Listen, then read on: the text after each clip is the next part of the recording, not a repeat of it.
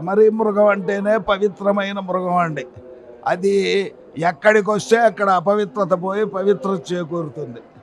అందుకోసం స్వామివారికి ఈ భగవంతుడికి ఎవరికైనా సరే చామరం ప్రతి దేవాలయంలో ఉంటుందండి. దాంతోనే స్వామివారికి ఈ ఉపచారాలు జరుగుతాయి. షోడశోపచారాల్లో చామరం ఉపచారం ఒకటి.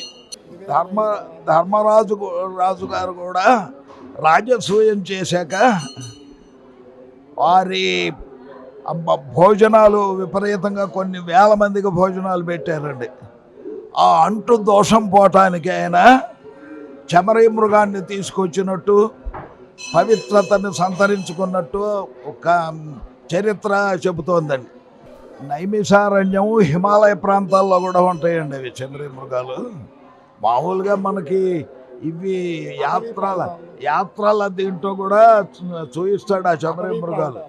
పెద్దగా తోక చివరి ఇంత కూర్చుంటుంది దానికి. అదే చెమరి మృగం. అది వాళ్ళు కొంతమంది వ్యాపారంగా కోస్తారు, కోసినా దానికి ఇబ్బంది ఉండదు, మళ్ళీ పుడుతుందండి తోక.